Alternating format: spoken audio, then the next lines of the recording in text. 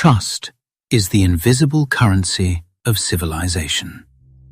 We hand it out freely every day, to the barista who makes our coffee, to the driver in the next lane, to the person sleeping beside us. We never question it because we don't have to. But what if that trust became a liability? What if knowing someone's face became the most dangerous thing in the world? What would you do if everyone you recognized could die by a single thought? Like and subscribe to secure your place in the network. Encrypt your signal before they find you. Today's file comes from a cabin where the masks never come off, and the woman sleeping next to him isn't who she claims to be. There were people who still believed it had been a military experiment, even when the militaries and governments collapsed. For the rest of us, we stopped asking how this new world came about. We just tried to survive.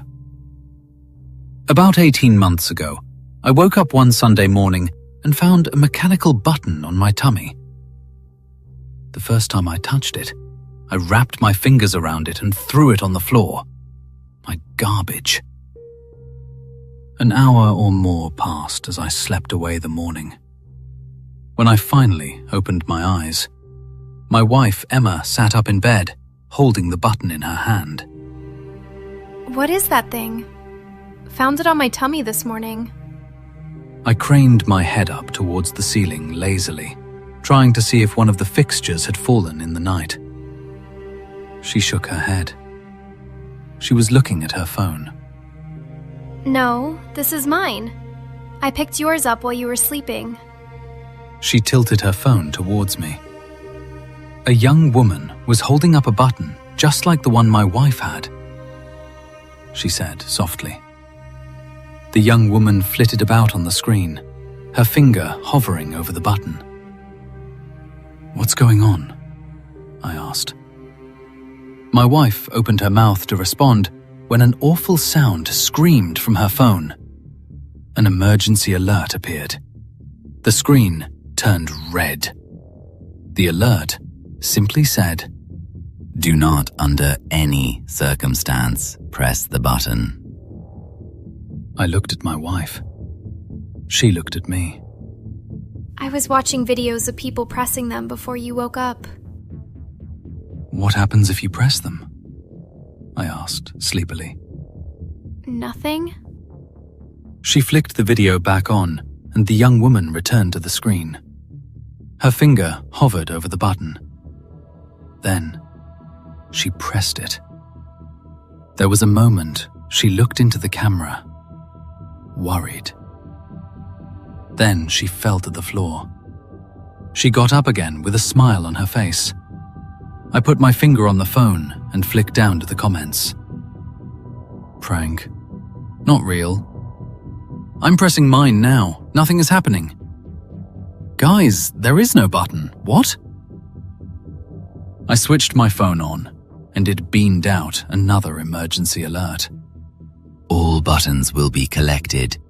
Do not leave your homes until they have been collected, unless it is to travel to a collection facility.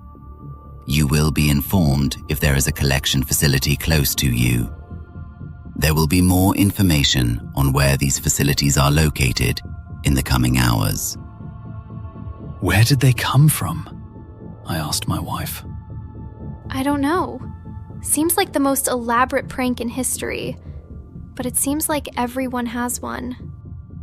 She showed me the news, social media. It was all the same. Buttons. Identical. Simple. Everywhere. I scrolled through my phone. Articles, messages, alerts, questions. It didn't seem like anyone had answers. We shouldn't press them, though, right? I pressed mine immediately. What? I exclaimed. What happened? Nothing. Nothing happened.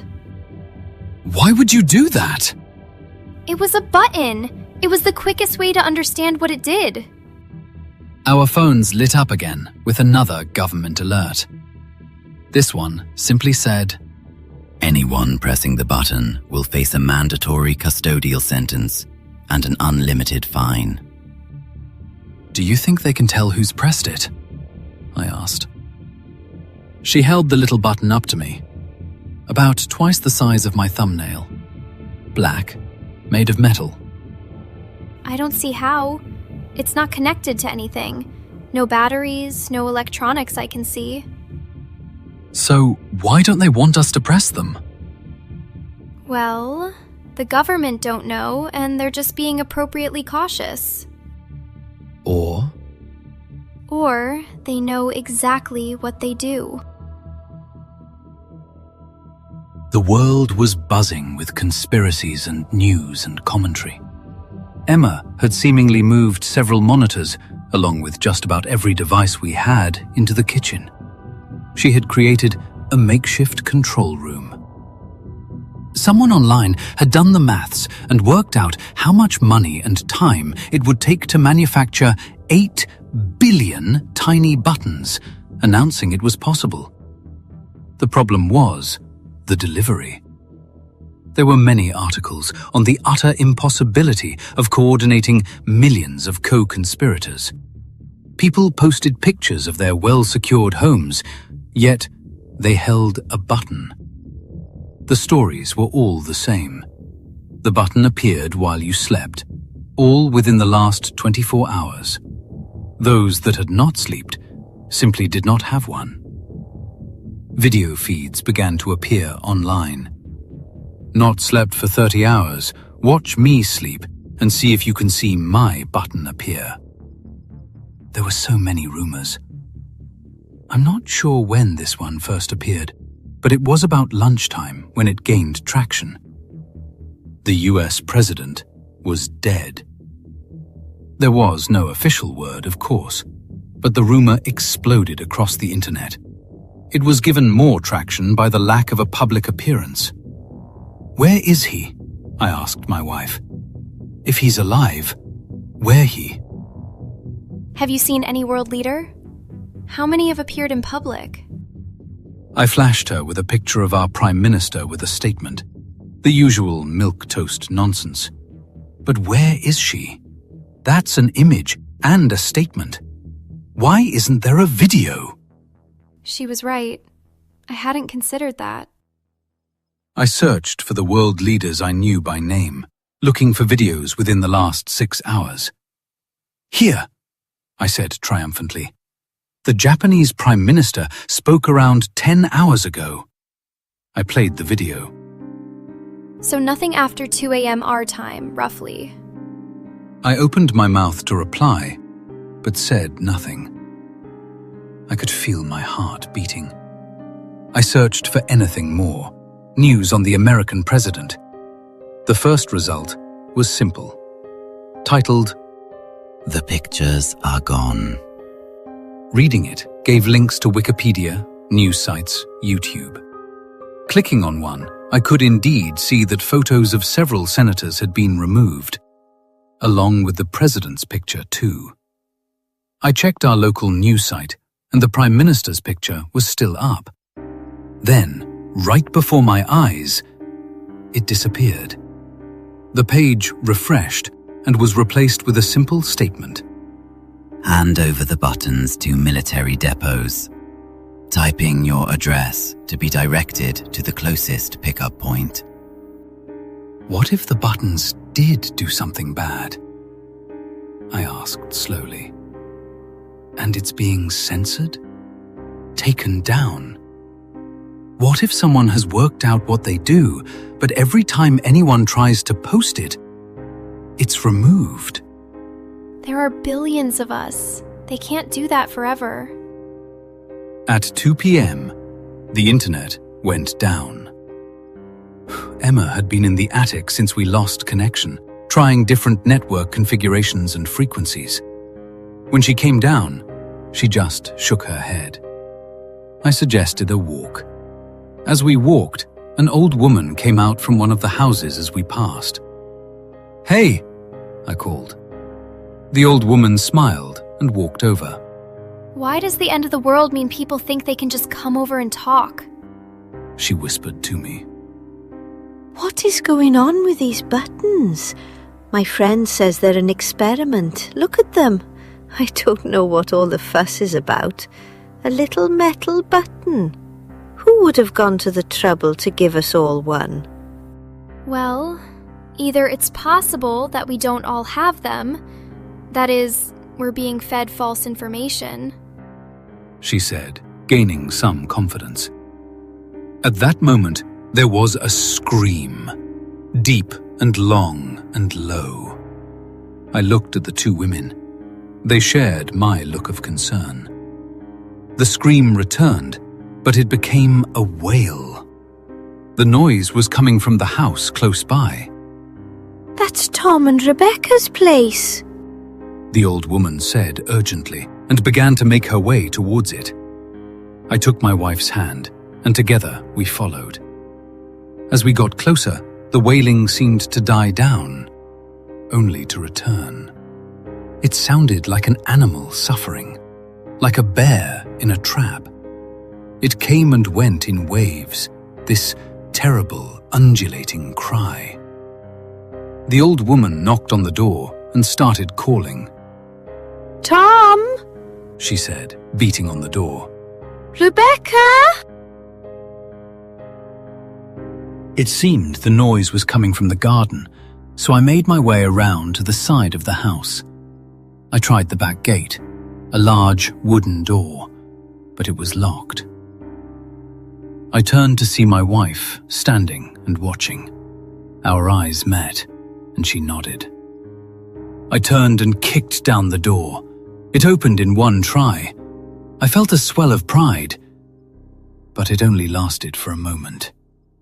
Emerging into the back garden, I saw an older man, presumably Tom, slumped on the ground with his arms around an older woman. I assumed Rebecca. He was cradling her, screaming, wailing. I walked towards him slowly. "Tom," I said quietly. He didn't seem to move, didn't seem to acknowledge me. "Tom," I said slowly, coming to stand in front of him.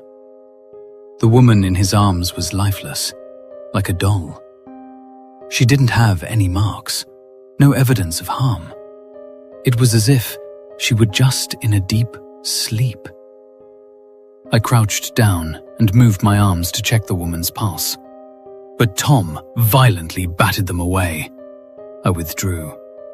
I picked up my phone and began to call the emergency services. At that moment, the old woman came through the gate. She ran over. Tom, what happened? Rebecca! Oh God! Oh no! My phone connected. Please hold. Your call will be connected as soon as possible. I felt my wife's hand on my shoulder. I turned to look at her.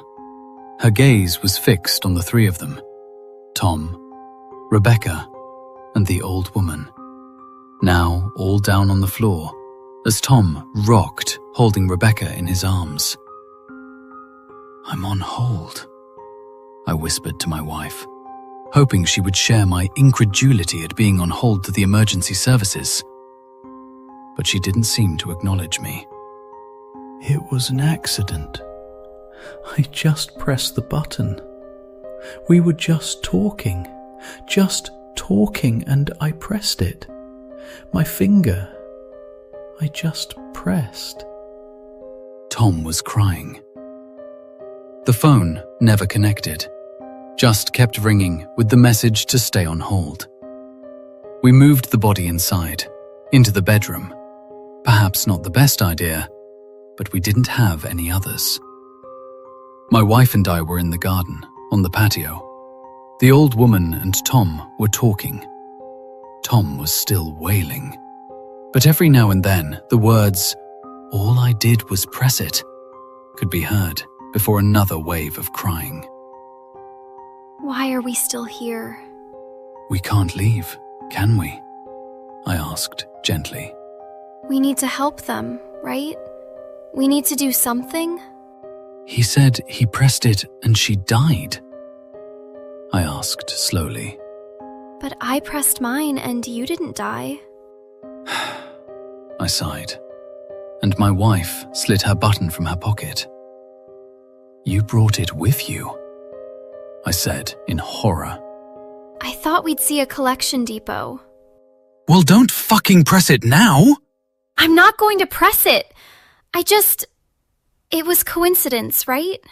I don't know. Probably. Maybe. But I think we should get to the depot. Now. We made polite offers to stay, knowing they would be rejected.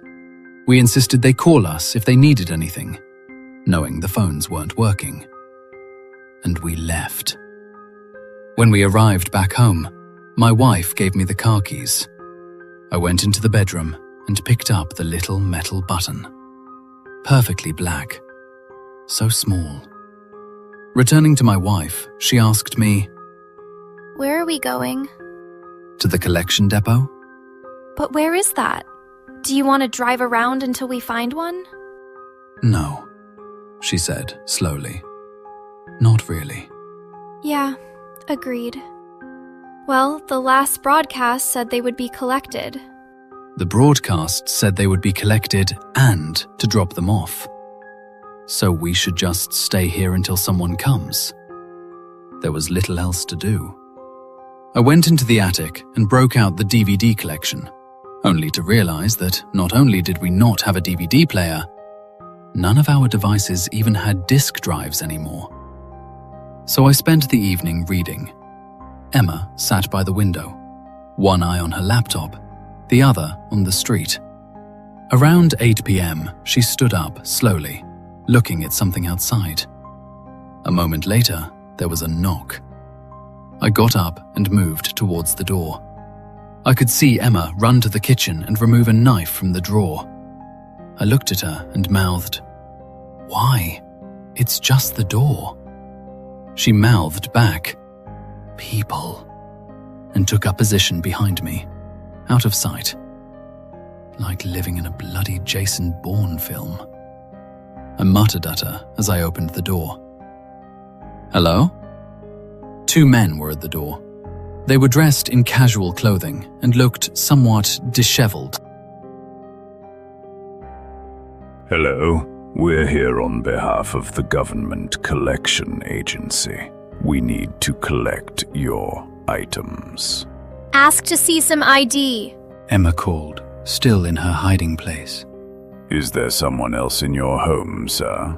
That's my wife, and yes, we would like to see some ID. Due to the evolving emergency of the situation, we do not have official government identifications. We are volunteers appointed by the local mayor. I turned around and looked at my wife. She just stared at me. Do you know what's going on?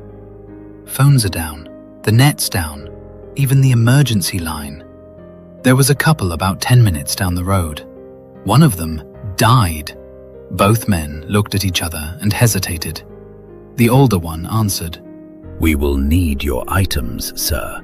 If you do not hand them over, you will be subjected to an unlimited fine and a mandatory custodial sentence. So you'll arrest us if we don't comply? No, sir.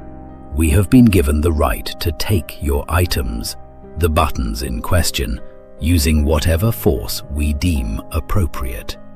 We will come in, beat you and your wife until you give us the buttons. From behind me, I heard the tiniest click.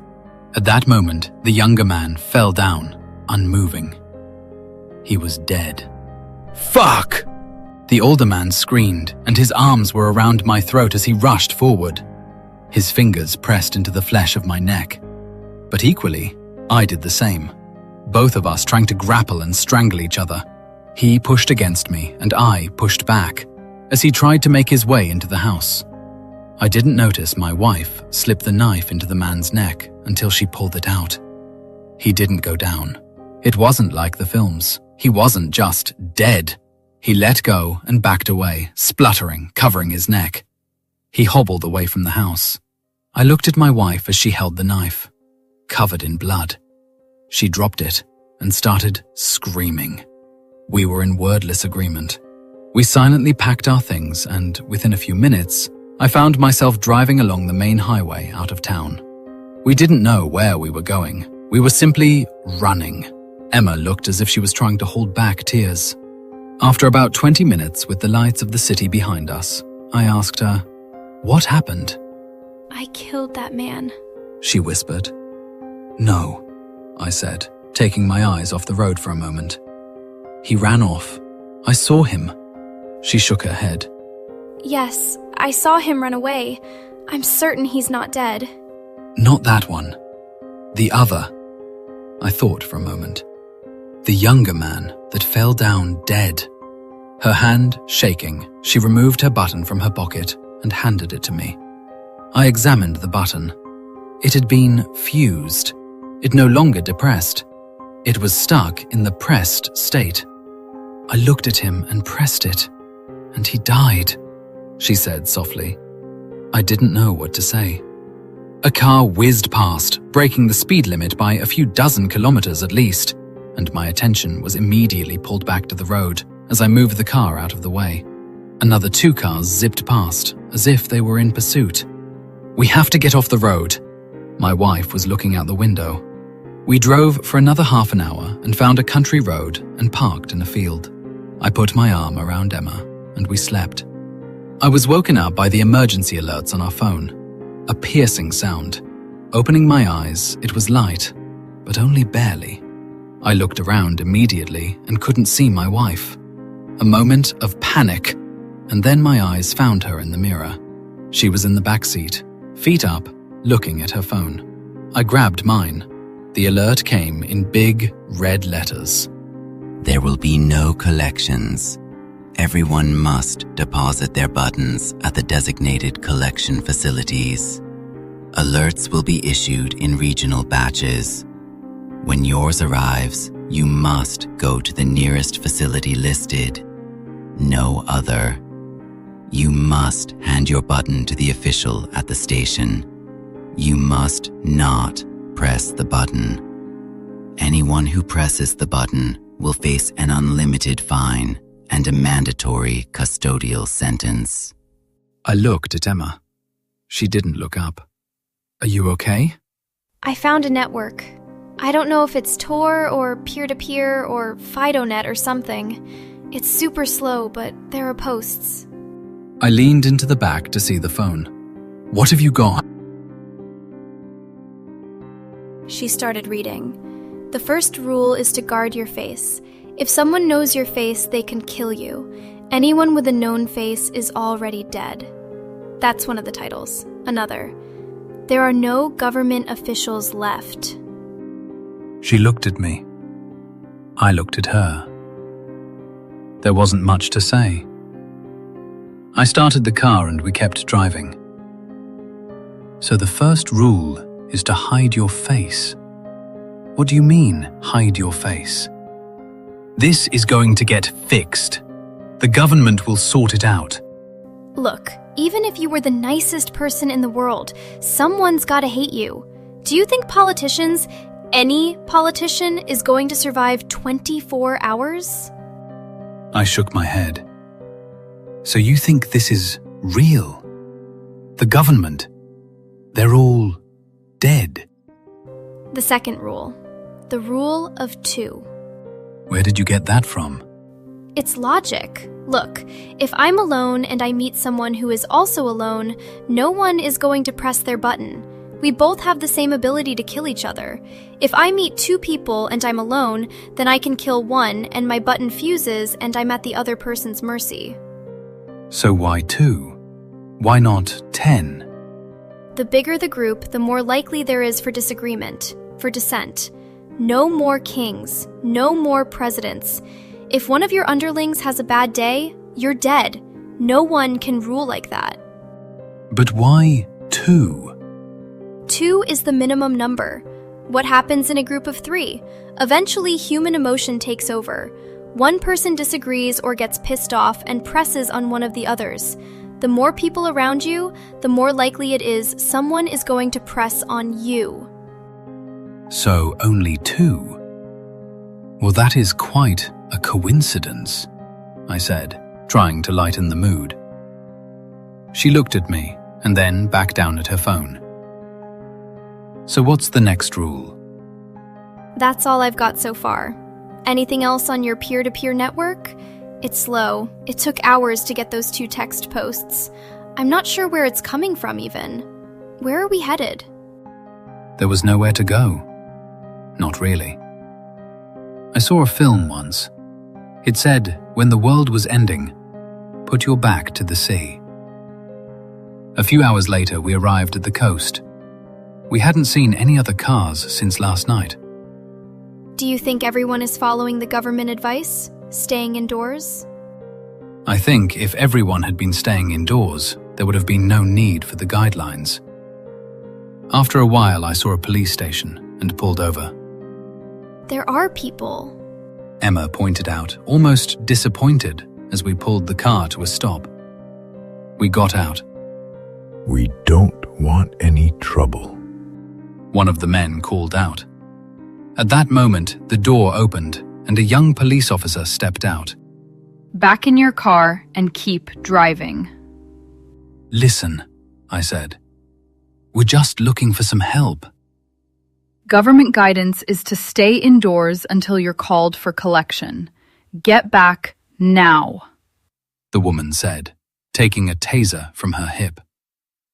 We were attacked in our home. Some men tried to take our buttons. The men told us that the buttons are weapons. They took them and attacked us. We don't know. We don't understand. But we don't feel safe. Please help us. My wife lied. The police officer lowered her taser. Robert and Ishmael, search these 2 and then bring them inside. I slipped my button into the glove compartment just before the men reached us. My wife and I exchanged glances. Where is it? One of the men, I later came to know was Robert, asked me. Ishmael, searching my wife, looked at Robert and then to the police officer and shook his head. If you don't give them up, you're not getting in. Simple as that. We don't have the buttons. Well then, you can be on your way. Glove compartment, I said. My wife shot me a glance as Robert stuck his hand into the glove compartment and retrieved the 2 buttons. One mine, and the other my wife's. Got him. Follow me. Robert and Ishmael walked us to the door and handed the buttons to the police officer, who examined them. So you know what they do? She said, looking at my wife's button. Yes, we do, I said simply. All right, come inside. You can call me Edie. We were led inside the police station into what seemed to be a waiting room, and we sat down. Edie and Ishmael disappeared, but Robert stayed with us. Are you going to tell us what's going on? Sure, he said, a bit uncertain, looking around. Sorry, sure, a bit tense outside. I'm Robert, run the local pub. We've set up this safe area, just holding up until things get fixed. My wife nodded. What about the rest of the country? Well, can't say for certain. Phone lines are down, same with the internet. But whether they're down because the systems are failing? He paused for a moment. If you ask me, the government is taking them down on purpose. What we do have here, though, are lots of radios. We're in communication with police stations all over the country. So what's the word? Who's in command? Robert made a sound and sucked his teeth. Don't even know who's in charge. We're talking, but no one is giving their names out, especially over the radio. At the moment, we're just trying to coordinate basic necessities, keep order. But we don't have the manpower for much else. Edie returned. Before you go in, I want to collect some basic information from you. I'll speak to you, and Robert will take you into interrogation room 3. After that, we'll get you guys inside and something to eat. She said, gesturing to Emma, gesturing to me. We both nodded. Robert obviously was not a police officer. Inside the room, he asked me basic questions, but we were soon chatting about sports and local history. I felt a little more relaxed and asked him about Edie. She looks a little young to be leading you all. Where are the rest of the officers? Robert shrugged. She's kept everyone in line. She's kept us safe so far. I shifted subjects and told him all about the collectors that had tried to rob us. We speculated about the origin of the buttons and their function.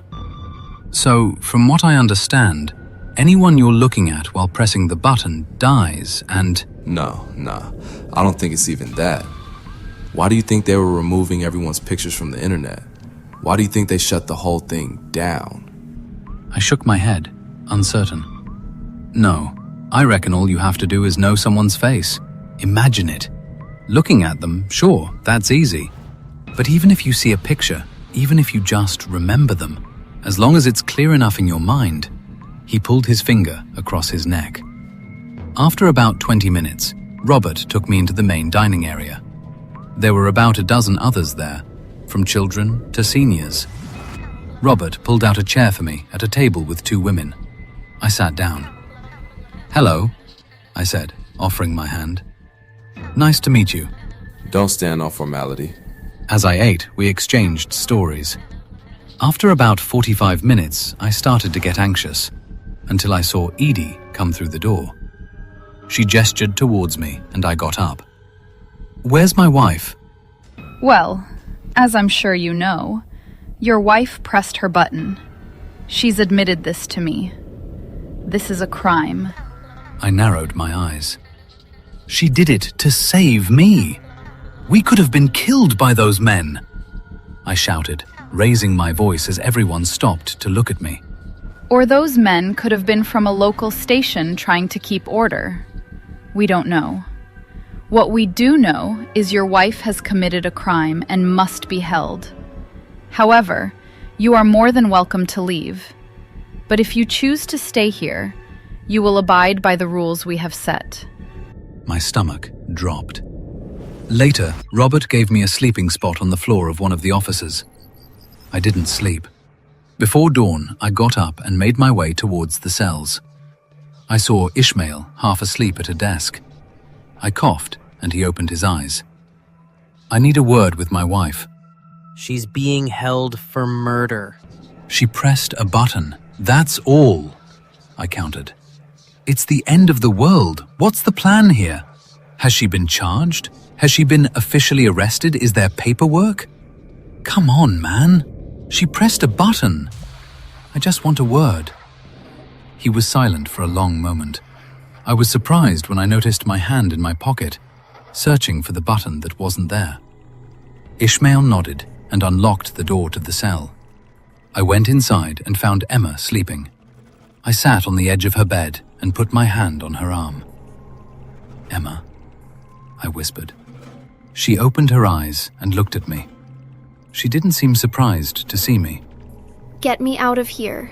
Now. She said, flatly. I looked at the door. I wondered for a moment if we could rush Ishmael and leave, but I knew he wasn't the only guard. Even still, that wasn't the point.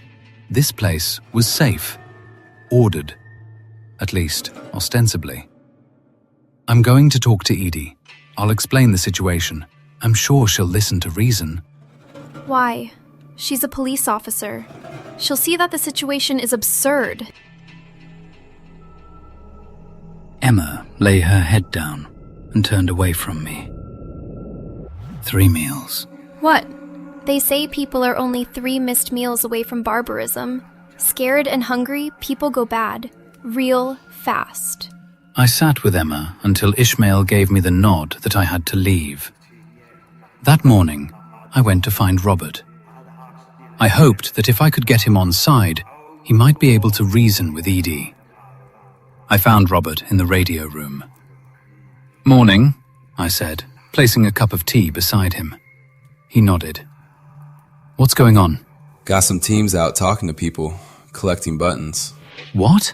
You're going door to door, collecting the buttons? Robert nodded. Edie says it's imperative that we do what we can to collect these from everyone in town.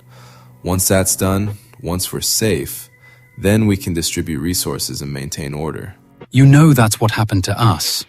Some guys were collecting our buttons and it all went to shit.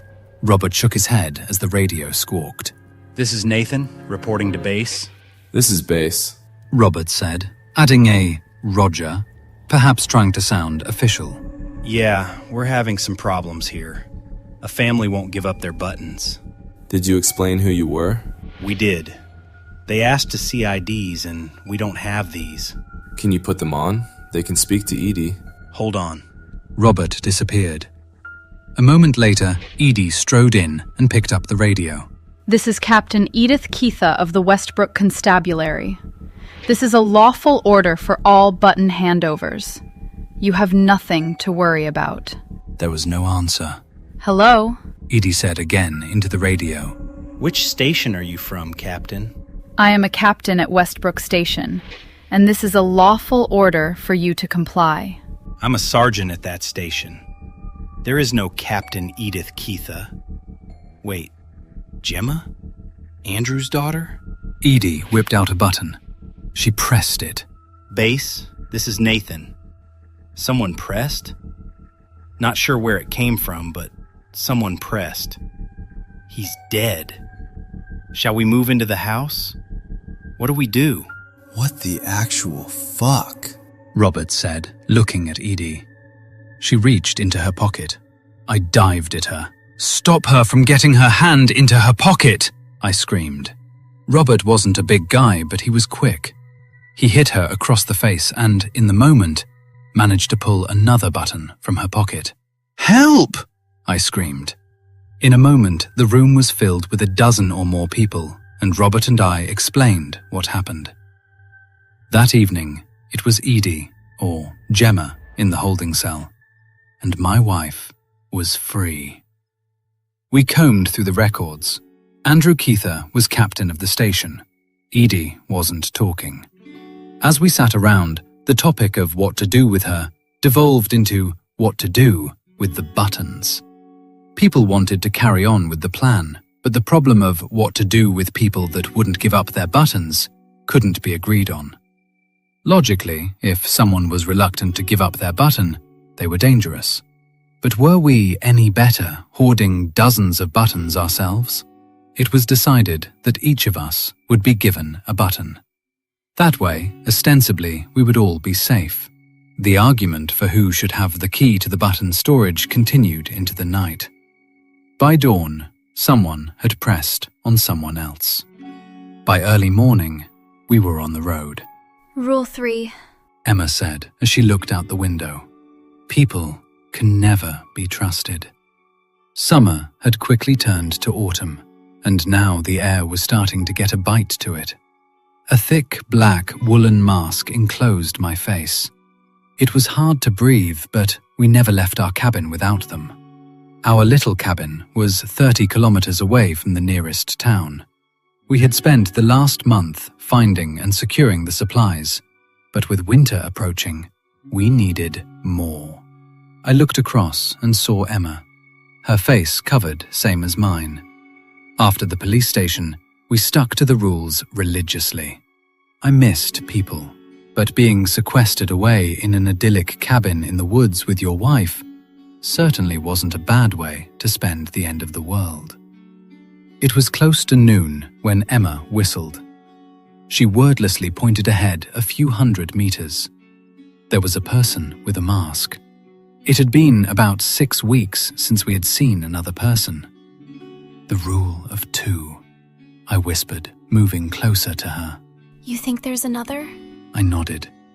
We watched the person, and it became apparent that they were young, perhaps even a child. It was hard to tell. What do you think? I was already halfway towards the kid. Hello? I said, holding up my hands. Hello. By their voice, it was clearly a child. So I took a chocolate bar from my pocket slowly and handed it to them. They took it. "Where are your parents?" The kid looked at me, unsure. They seemed afraid. "It's okay. You don't have to tell me." A moment passed, and they said, At camp. I nodded. "Do you live close by?" We don't live so far away. Haven't seen you before. You promised. The rules. Always. "It's a child." It's a person we don't know, with people we haven't seen. She wasn't wrong, but this kid was on their own. I'm not sure which way to go. I'm lost. The child began to cry. I crouched down. "It's okay. Don't worry. Which way did you walk?" The child looked around and started to cry again. I don't know. "It's okay. You were facing away from the sun, so let's try walking the other way." I could feel my wife rolling her eyes under her mask. After about 45 minutes, we saw campfires through the trees. There!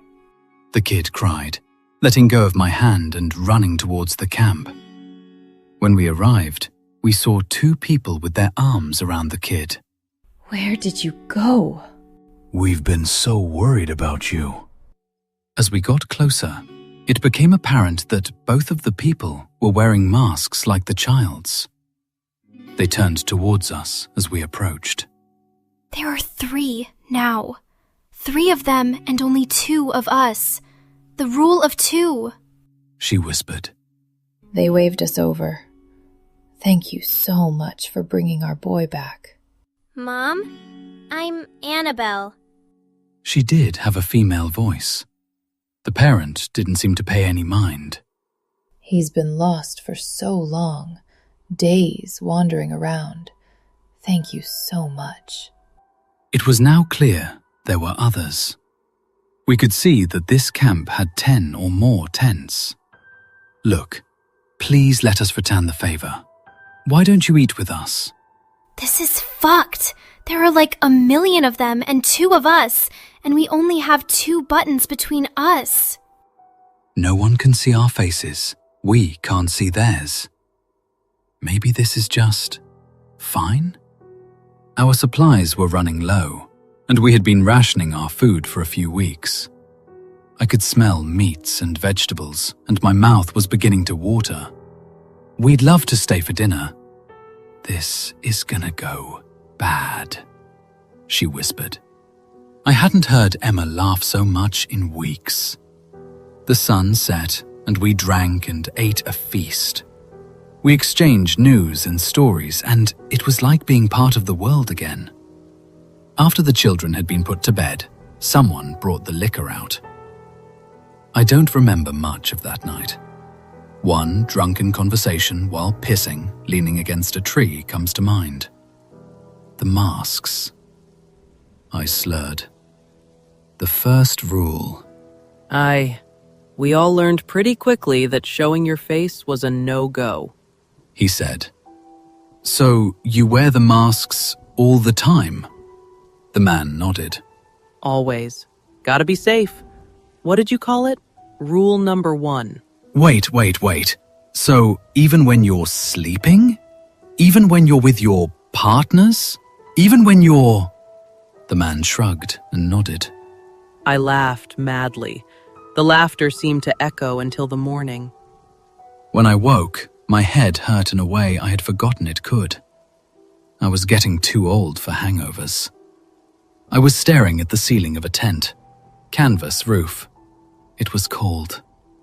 I brought my hand up to my face. My mask was still on. I put my hand in my pocket. My button was still there. Unpressed. I looked down to see a hand on my chest. I placed my own hand around it. Good morning. Does your head hurt as much as mine? The woman next to me said. Who the fuck are you? The woman laughed. I'm your wife. We came here yesterday. I think I'd like to stay. The voice was unfamiliar. I immediately went to lift the woman's mask. Don't touch my face! What has got into you? You didn't seem to have this problem last night. You were all over me, she said slyly, as she came closer and put her arms around me, pressed her masked lips to mine. It's okay. I'm your wife. I stormed out of the tent. This was a bad idea, a really stupid one. Without society, people were crazy. The third rule. The woman that was pretending to be my wife emerged from the tent behind her. Babe, don't be like this. Come back to bed. It's so cold outside. I vomited as my head swam and my stomach lurched. I turned around and caught the woman by the shoulders. Why are you doing this? What's the point? Where's my wife? I'm your wife. I'm Emma. Don't you remember? We came up with the first rule together. Don't show your face. I let the woman go and started screaming for Emma.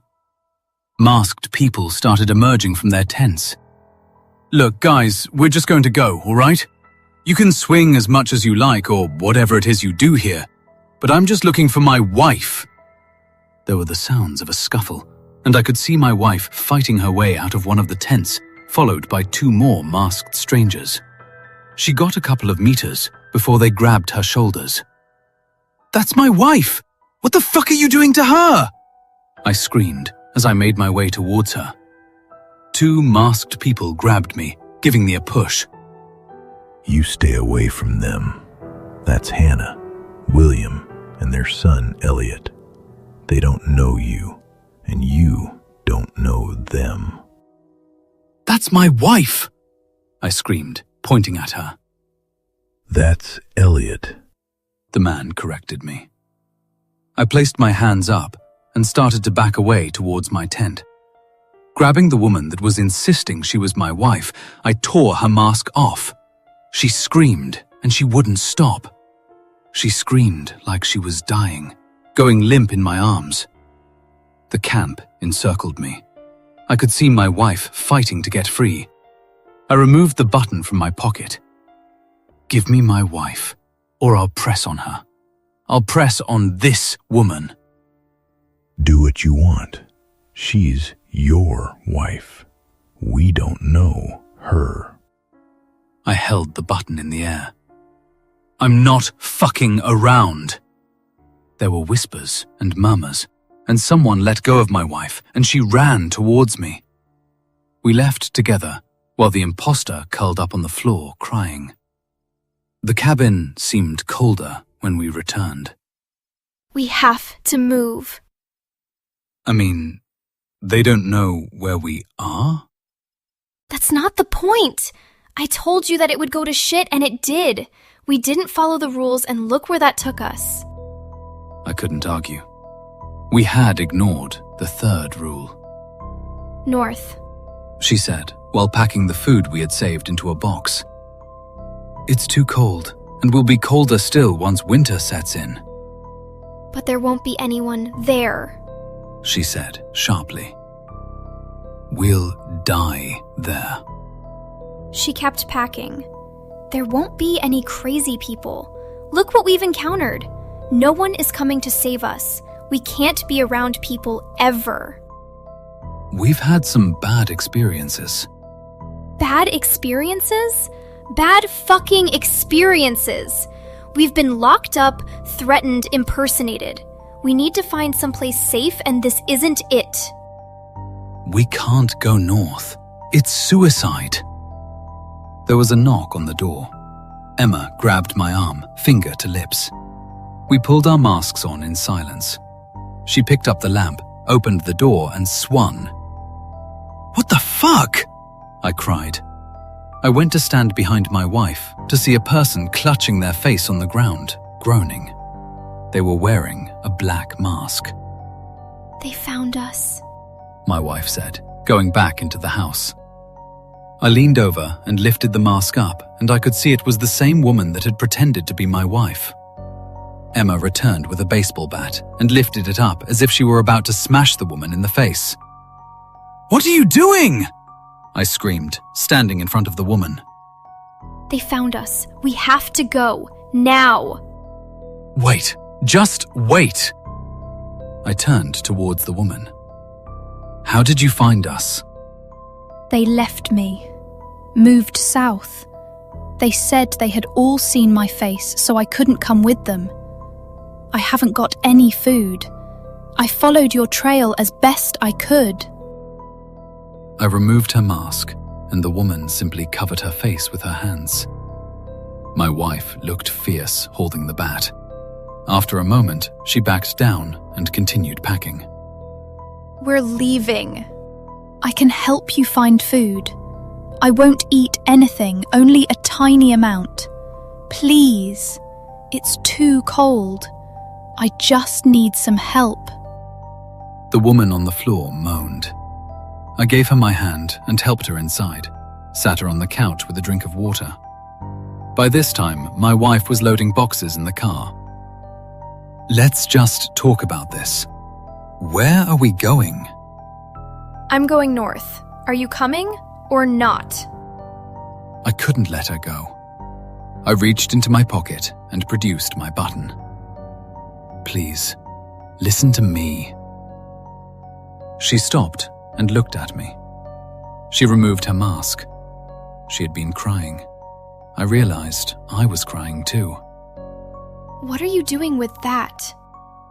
"I'm asking you to stay and talk to me. You'll die if you go north." So you'll kill me to keep me from dying? Stupid. Crazy. She stopped, looked at me. "You broke the rules." She drove away. I didn't see her again. Some prisons have walls. Others have masks. The narrator didn't lose his wife to death. He lost her to fear, and then replaced her with a stranger he could control. In a world where a single thought can end a life, perhaps the greatest horror isn't the button itself. It's what we become when trust is impossible. If you were alone at the end of the world with someone wearing your wife's face, would you rather know the truth or live the lie? Thank you for maintaining your connection to the archive today. The next file is waiting on your screen. Click it to continue the investigation. Keep your history clear.